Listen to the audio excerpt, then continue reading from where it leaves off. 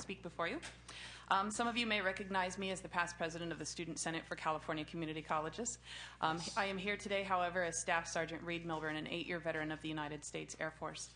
I was honorably discharged from the Air Force and returned to my home state of California, where I promptly enrolled in the California Community College system, one of our largest and I would argue the best systems in the state for higher education. There was one problem, though. When I presented all of my training, my advanced training in electrical engineering, weather and air traffic control radar systems, protocol, supervision, managerial training, all of the training I had received in 8 years, unfortunately, it amounted to only 2 PE credits that did not transfer to all of our systems of higher education in this state. I think that our veterans deserve better, and I'm asking for your support today. This bill would help allow the removal of redundancies for our veterans who have had advanced training in the Air Force, in the other branches of the United States military. We have a need for medics, for nurses. We have a need right now as funding is decreasing for our higher education system to get students in and through. We have a need for efficiencies. This bill provides that and serves our veterans. So today I ask for your support for our student veterans. I ask for your support for the state of California and for the future. This bill goes a long way to ensure that the training that students have already received in the military is recognized and utilized by this state that so desperately needs it. I ask for your support. Thank you. Other witnesses in support? Yes, Mr. Chairman, Bonnie Slauson on behalf of the California Community College Trustees Board of Directors to express their support. We believe that this bill will help with student success as well as to reduce redundancy of course repetition. Thank you very much. Are there any witnesses? Oh, there's another witness. Andrea York on behalf of the Faculty Association of California Community Colleges in strong support. Are there any witnesses in opposition? I move the bill. Bill's been moved by Senator Ahlquist. Would you like to close? Yes, very briefly, Mr. Chair. I think this bill is a bill that's enjoyed, I know it's a bill that's enjoyed bipartisan support. I think it's a bill that speaks to our era today with our community colleges facing crippling revenue sources and a tremendous demand. This bill is a bipartisan bill. It's always enjoyed bipartisan support, and it really speaks to honoring our veterans that have done so much and allowing them to matriculate where that opportunity exists. I respectfully ask for your vote. The recommendation is do pass. Will the Secretary please call the roll? Lowenthal? And the bill has been moved by Senator Ahlquist. Yes. Lowenthal, aye. Lowenthal, aye. Brunner? Ahlquist? Aye. Ahlquist, aye. Blakesley? Hancock? Aye. Hancock, aye. Huff? Aye. Huff, aye. Liu? Price? Semidian? Vargas? 4 votes. That bill has 4 votes. We're going to place it on call for the absent member. Thank you, Mr. Chair. Mr. Chair. Thank you, Senator. Assemblymember Brownlee. AB 515. She has 3 bills. You have 3 bills, but we're going to start with 515. AB 515. I believe half the people here are in the audience are going to be talking about AB 515. Before we begin, I'd like to kind of figure out where we're going to go today. I believe the Assembly member is going to present the bill as it was presented to us, to you. Those that have read the analysis, and I've spent a great deal of time with the consultants and the author, and I'm going to request that the author consider hearing all the discussion that comes up today in the committee before making any decisions, take back both the opposition and the support, because this is and I'll get into just why I'm asking this, and then we hear the bill today if the author is agreeable, but we not vote on the bill until the author has heard all the opposition support members of the committee, and then think about if there will be amendments to the bill, and then come back next week and we'll complete the bill for the second half. The reason I mention that is that, we're kind of a little puffy, many of us, because we were up late last night. We were trying to pass the California budget. And we did. And we did. A very austere budget that will make significant cuts to education, to community colleges, with triggers that may make even more severe cuts to education. As such, we're now confronted with the idea that does the master plans offering open access to all students in the community college, do we really have to address that issue once more? And that's really what I think the Assembly member has raised. She will be talking about, and I will just kind of frame it a little bit. We've talked about already reducing 140,000 students. We potentially could be reducing access to another 300,000 to 400,000 students.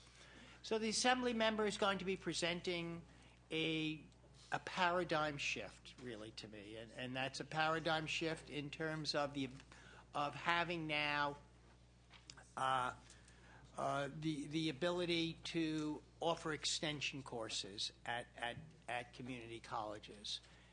And that would be open, although a pilot project, open to all community colleges. That's quite a radical departure. I don't use radical in a negative sense or pejorative sense, but use it to indicate that there are really profound policy decisions and questions that must be raised and discussed here openly by proponents and opponents to this bill. If you've read the analyses, what we're saying is that if we do move in this direction, a far more narrowly crafted should be discussed. A proposal should be discussed. Not that we're saying that the members should do that, but that that one option is not to have such a broad-based pilot project, but a far more narrowly crafted one. We don't have to go through all those specifics of what that would or would not be today, because really today we really need to hear from the author, hear from the proponents, and hear from the opponents. But after that, I will tell you that we're going to have a lot more discussions to see where we go on this bill. So I welcome Assemblymember Brownlee. I hope that introduction was accurate and where we are. And here we go. Well, thank you, Mr. Chair and members. I present to you today AB 515, a community college bill that will provide access to students who currently do not have access to the classes they so desperately need today by offering extension classes for credit like the UC and the CSU systems currently and already do. Community colleges, as you know, have experienced over $1 billion worth of cuts over the last few years, and we know that community colleges across the state are closing their winter and summer sessions and offering far fewer classes during their traditional semesters. If you're a student in the system today, you're not able to get the classes you need to either transfer to a four-year university system or to receive the career training you need to enter the job market. Quite frankly, students today are discouraged and dropping out. Our current high school seniors who are looking to go to college today can't get in the system. And the research is very clear that if our high school graduates wait several years to go to college, they don't go to college. And as the chair stated, we know that today that at least 140,000 students do not have access to the community college system.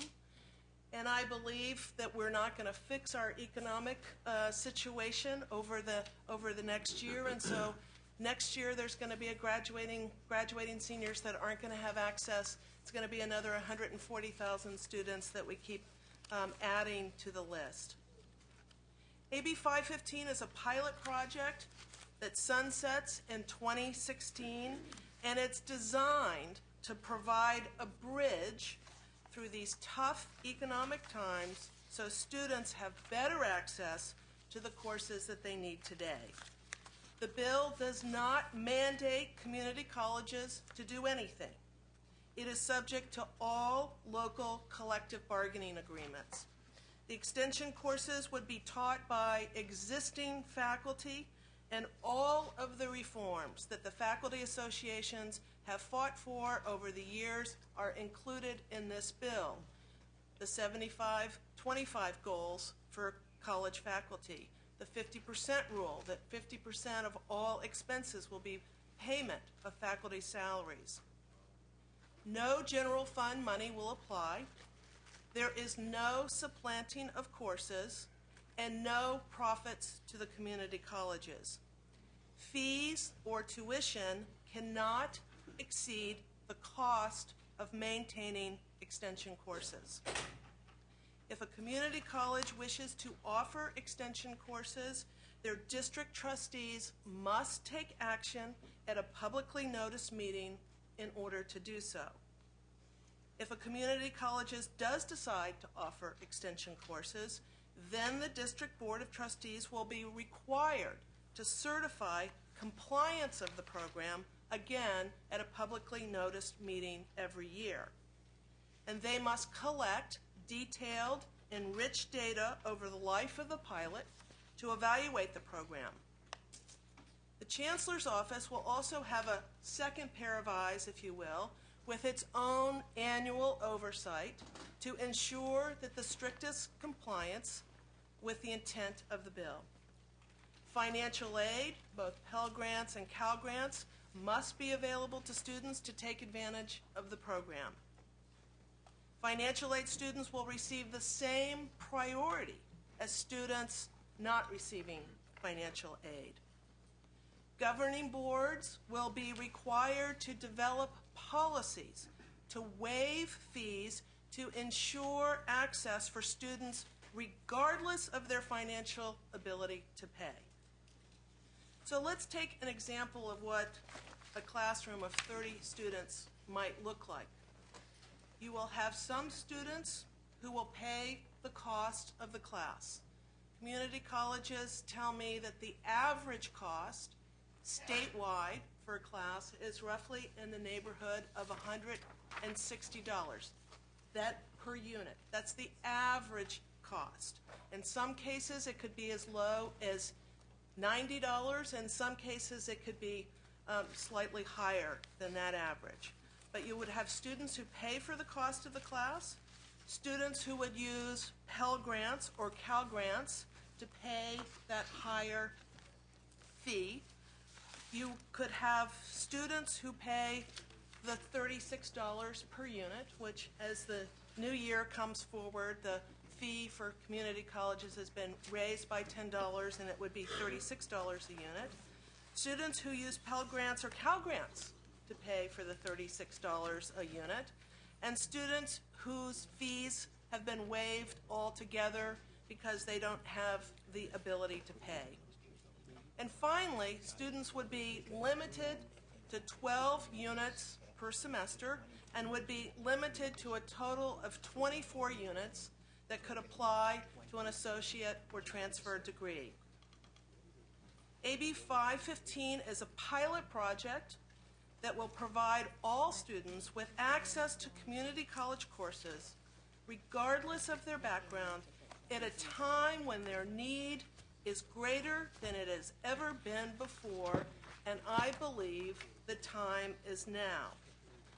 The chair of the committee talked about a paradigm shift, and I would argue the paradigm shift that has occurred over the last couple of years has been the deep cuts to community colleges, which forces community college students today who can't access the system, who are in the system and can't get through the system, the students who are outside the system that can't get into the system, that the paradigm shift now is more and more of those students are going to nonprofit or for-profit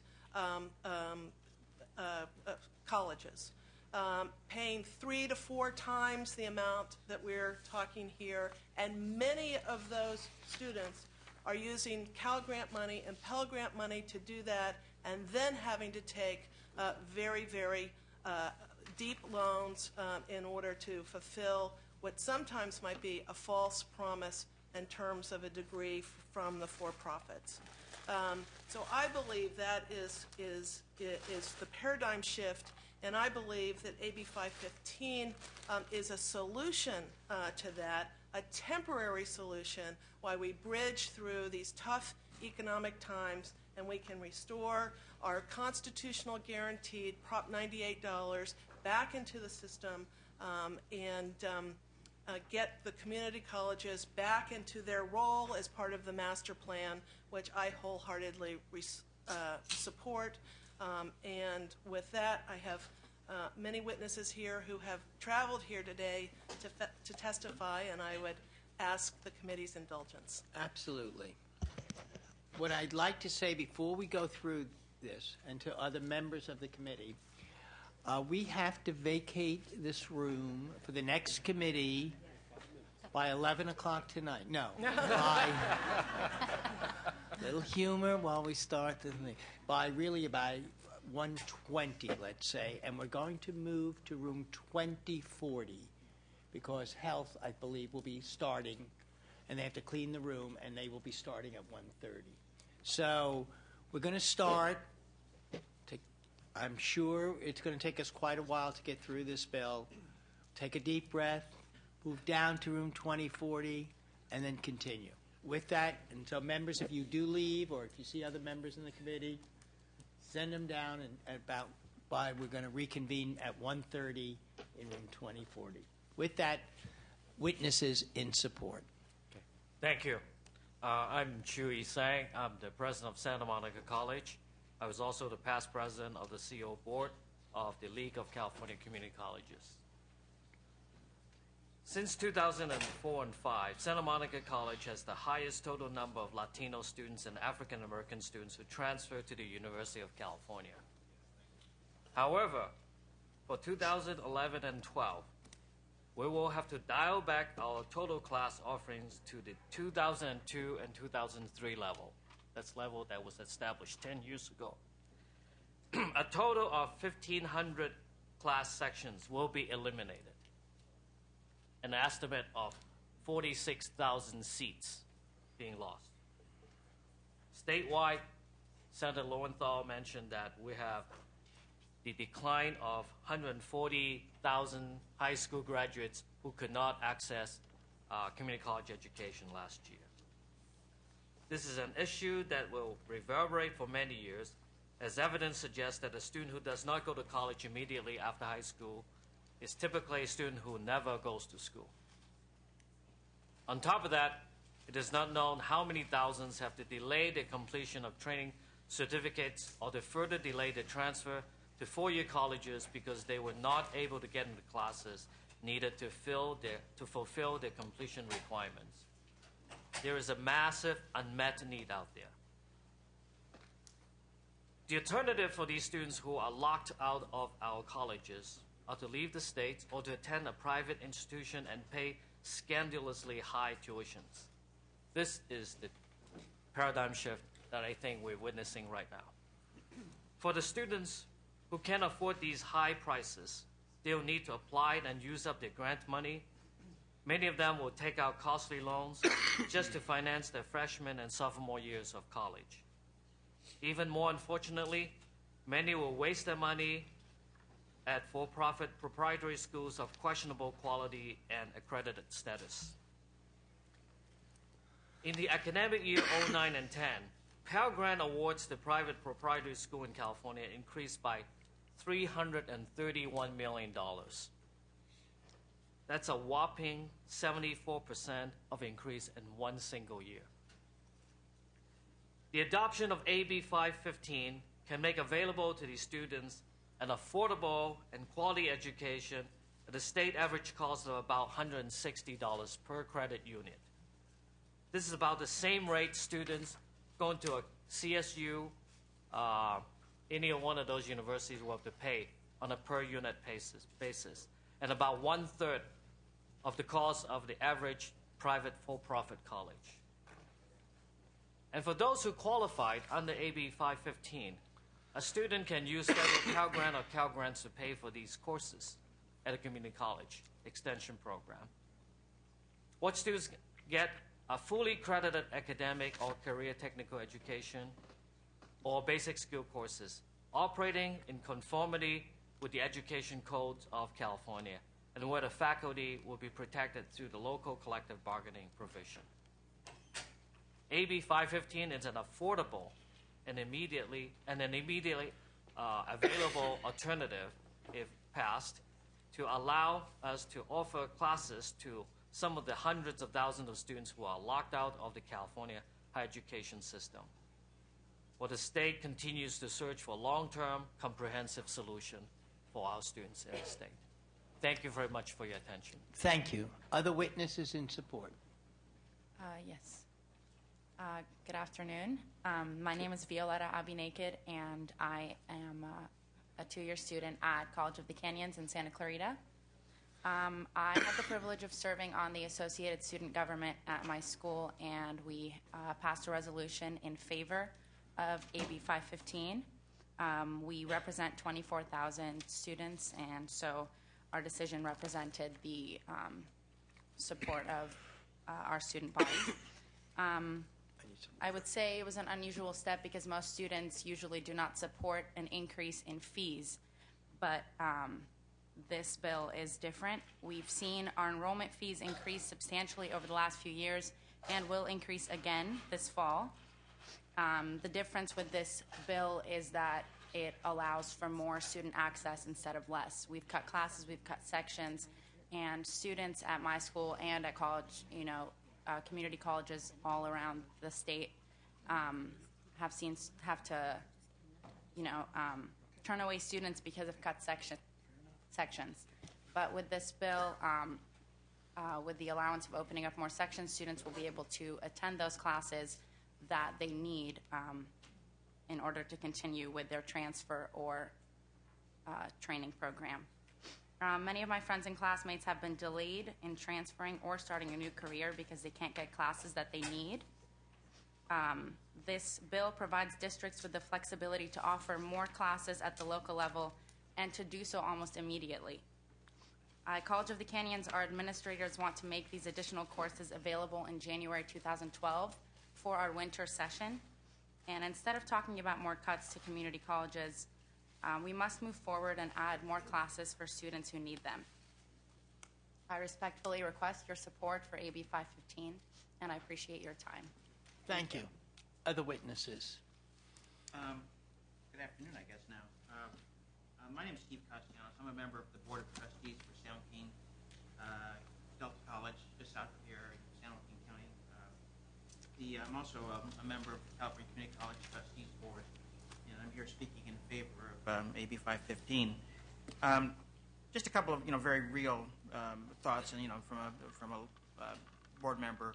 And I'm fairly new to the board. I was elected 3 years ago, and in the last 3 years, I've seen a great college that remains a great college, reduced in its ability to serve students from a high when I was elected of 22,000 students to now serving less than 17,000. We also have seen this, obviously, we've realized over many years when the economy begins to slump, there is always historically an increased and significant demand on community college services, and we're seeing that again here. So not only have we suffered a significant real reduction in the students we serve because of the workload reduction that's been contained in past state budgets, but we've also turned away thousands of additional students that never even had an opportunity because of the hundreds, if not nearly over 1,000 sections we've cut. As you know, my county, like a lot of San Joaquin Valley counties, has been significantly hard hit. We were called the capital of foreclosures and unemployment is at incredibly high and historic rates right now. There's a tremendous demand for trained labor, educated labor. We've got great certificate programs, but the fact is we simply cannot accept any more students. We've asked our board, and our board has asked the campus community on a number of occasions to think very hard and think differently about what we can do to better serve students, to provide access. And frankly, we're running out of ideas. We've come down to the point now where our only option is to reduce the number of class offerings, the number of students we can serve, which is tragically, in our view at least, not fulfilling our mission. That's what I think is the great paradigm shift, is that we're moving in a direction where we're forcing our students now actually to go to for-profit institutions. It's not that they're going to sit at home. Many of them are ambitious and desire great education. They want to go to work. They want to seek higher education. And so they don't.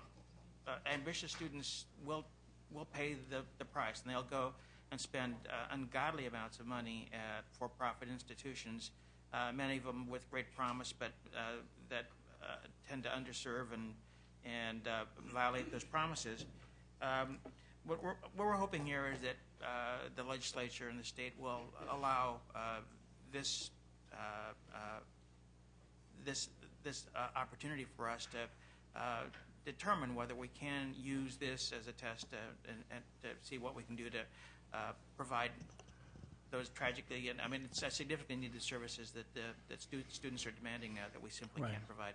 Before we go on to the next, you raised a critical point that will come up later on in our discussion. You're saying, our student population has been reduced from I think you said 22,000 to 17,000. We have few options that are available. The question is, what you raise is, have you dealt with all the potential options before we make a shift like this? And I'm going to later on raise a number of questions, not to any specific person, but to people who are supporting it, especially from community colleges. I'm going to ask you directly, have you done this? Have you done that? Have you done that? Why are we moving to this when you haven't done other things beforehand?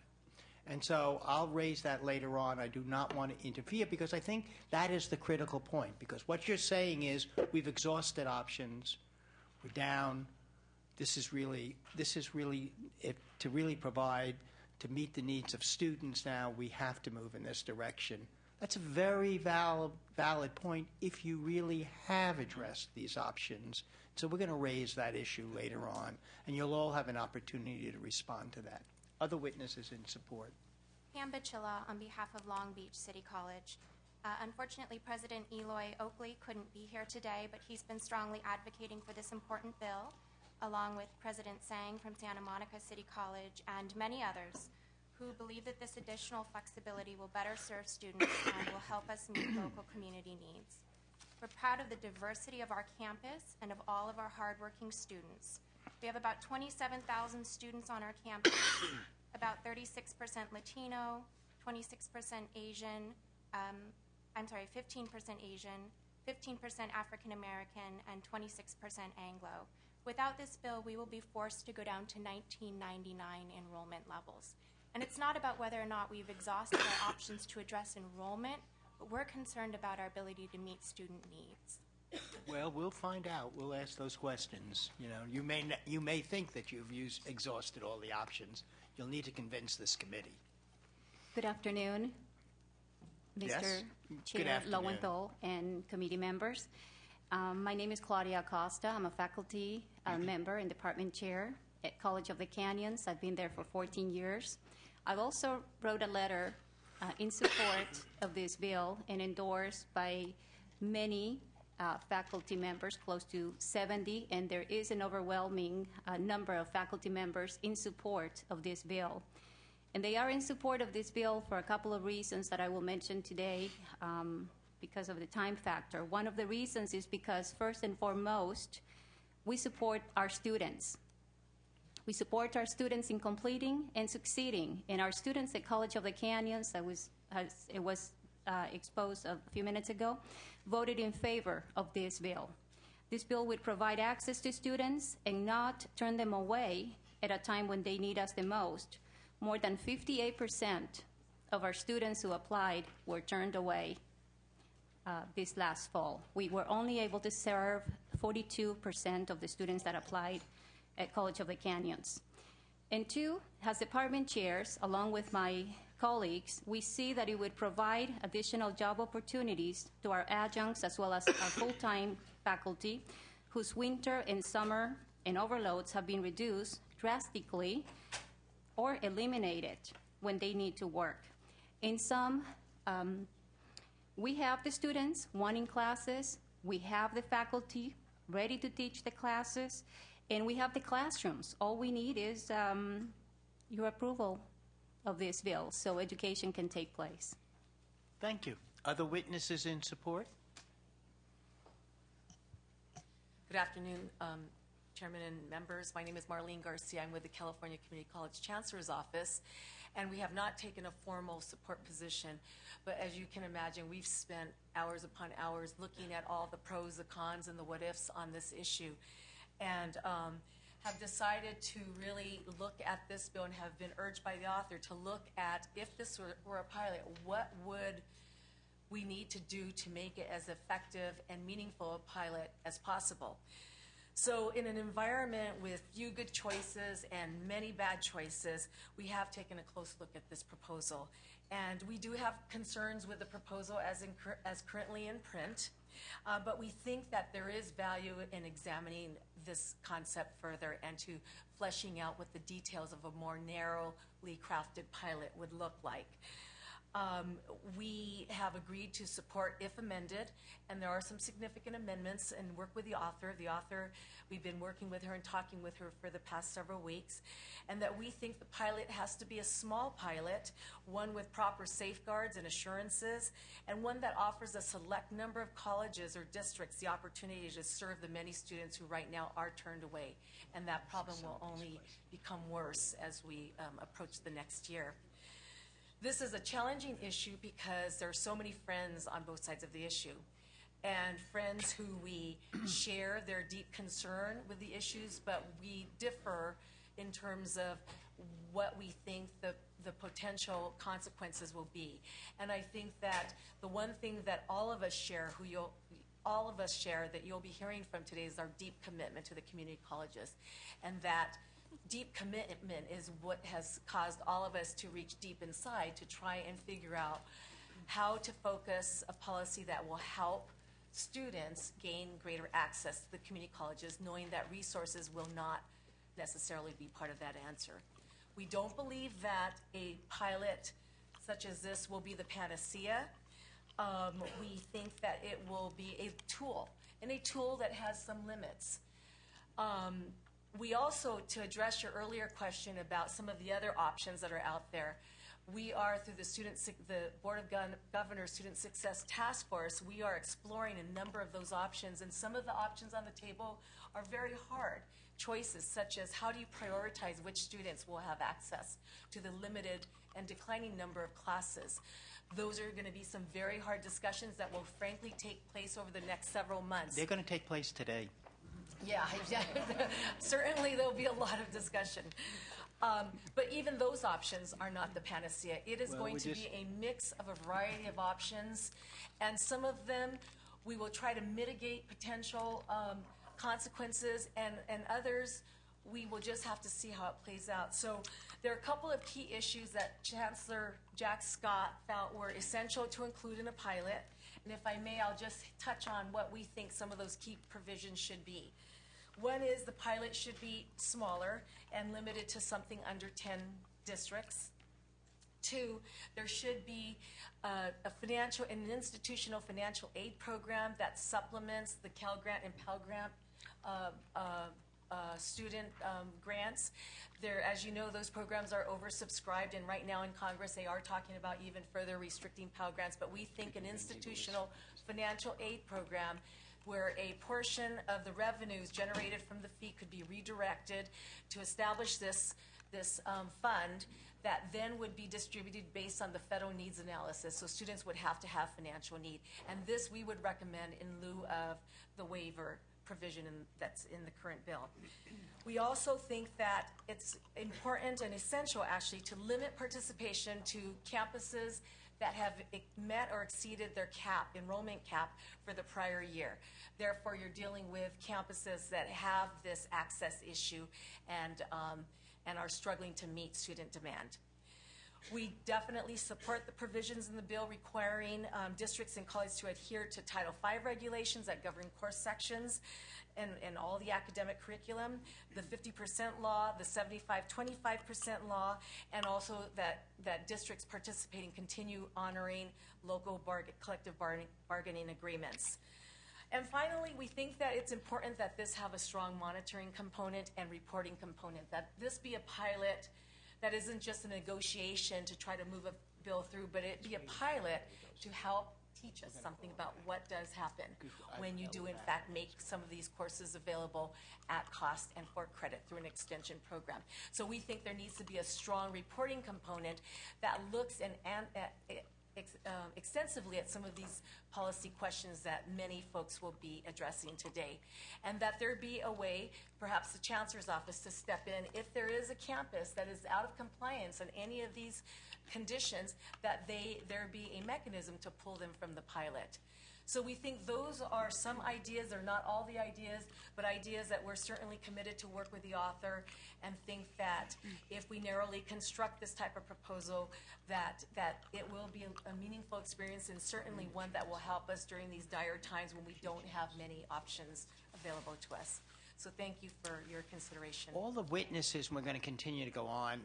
Don't leave, because I'm sure there are members that want to. I would like to get through all the witnesses first before we begin to ask questions. And I know members of the committee already have questions. So, Vice Chancellor, I know that Senator Ahlquist will have some questions. So let's make sure that you stay. Other witnesses in support. Cindy Hillary, representing the Regional Council of Rural Counties. For us, this is about access, access, access, access. We represent 30 counties across the state, north to south, east to west, covering thousands of square miles. We have a very small handful of community colleges covering those 30 counties. And for us, this represents an opportunity for more students to access community college. And whether that's a course, a technical course that's perhaps being taught on site in a manufacturing plant or something like that, that is getting classes out into the community where they currently are not being reached. And this gets students interested in education, interested in the community college system, and we believe it will encourage them to move on in their college career. Thank you. Are there other witnesses in support?